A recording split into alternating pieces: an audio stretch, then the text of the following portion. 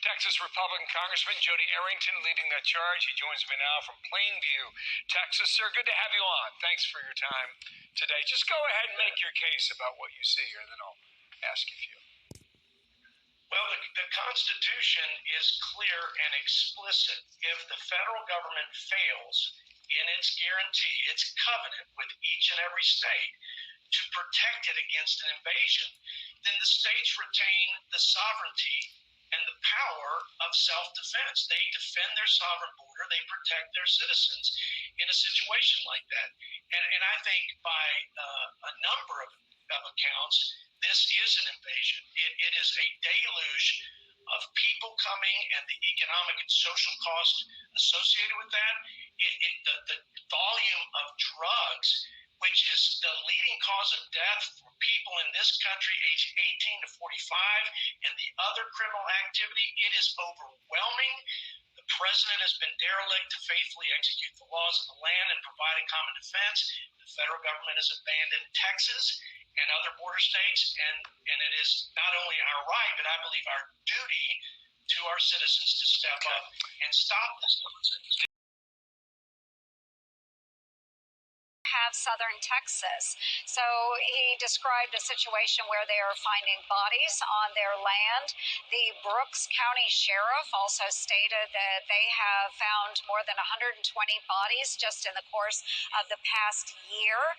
It is crazy what we see going on, Larry, and it's all due to the Biden administration's policies when it comes to border and border crossings. Numbers are out about Biden's border crisis, as well. The U.S. is on pace to have a record 2 million border encounters this fiscal year. There have already been 56 migrants pinged on the terrorist watch list. That's more than the last 4 years combined. Let me go to you, my best friend.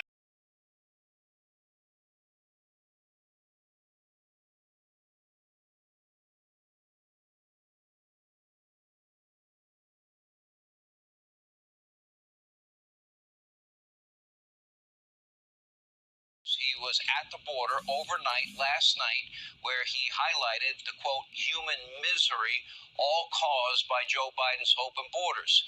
Senator CRUZ joins us now with reaction to what he saw. Senator, I've been down there 15 times. I've been on horseback, all-terrain vehicle, boats, helicopters, walking with Border Patrol, been there when gang members were arrested, been to the drug warehouses, massive floor-to-ceiling filled with drugs. What'd you see? Right, you know, on the banks of the Rio Grande, just in the grass, you found wristbands, which I found on the ground. Here are a couple of white ones. Here's a pink one. Here's a green one. And they're all color-coded. This is a yellow one. All of these are color-coded for how many thousands of dollars the people wearing them owe the cartels. This yellow one is tiny. This was obviously worn by a child. It's not broken. The child's hand was small enough to slip it off without it. This is a little child, a little girl, a little boy who is now in America and finds herself or himself owing drug cartels thousands of dollars. And what happens next is that these kids, the Biden administration ships them to every city in America. Even if you don't live on the southern border, you're in a border town, because there are kids in your town. There are 14, 15, 16-year-old boys who owe the drug cartels thousands of dollars. They're working for the drug cartels, committing crimes in your town.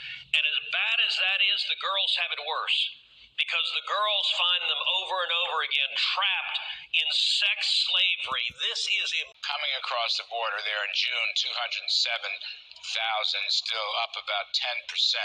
1.7 million so far in FY 2020. Here's one that I picked up, though, Senator. 56 people were on the terrorist list who have been picked up. And that number is growing by leaps and bounds, and that's really something. Yes, it is. So we know that over 50 people that are on the terrorist watch list have been apprehended. We don't know how many have gotten over the border that maybe are on that watch list, but we weren't able to apprehend.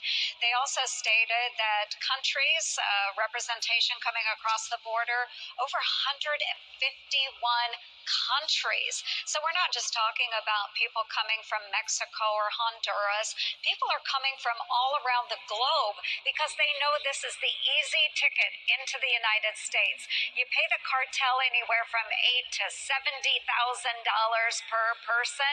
Now they are charging those individuals, as I said, anywhere from $8,000 to $72,000 per person, but they will also require payment. And if you can't meet full payment to the cartel, how do you think some of those individuals are required to pay it back? We know that they're trafficking humans and sex trade over the border. We know that they're trafficking weapons, they're trafficking drugs, they're smuggling terrorists over the border. When is this administration going to get serious about protecting our own nation? We upset about this. It's not right. You know, Charlie, it's not only the number, it's the ones that are being caught that have been pinged as terrorists. 56 so far this year, 4 times as many in the last 3-4 years.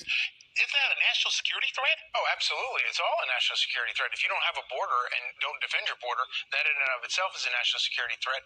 And, of course, these terrorists aren't coming from Mexico. Yeah. These terrorists are coming from other places because the world knows the Biden administration is wide open. The border is wide open. And so that there's the amount of money a lot of these people are spending to get to Mexico from wherever they're coming from is a considerable amount of money. But of course, you're exactly by executive order what he's doing in Texas. Listen to this. What Texas is doing, we've taken unprecedented action to respond to this, including building a border wall, deploying the military, laying down military-grade razor wire, and now doing the unprecedented, and that is Texas law enforcement and National Guard. Anybody they apprehend coming across the border illegally, they will be returning to the border.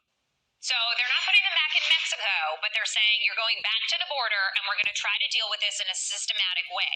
And that is because there is a constitutional provision that essentially says each state has the right to be protected from invasion. He's not using the word invasion or declaring it in a national way, but it seems to be that's the principle this is resting on.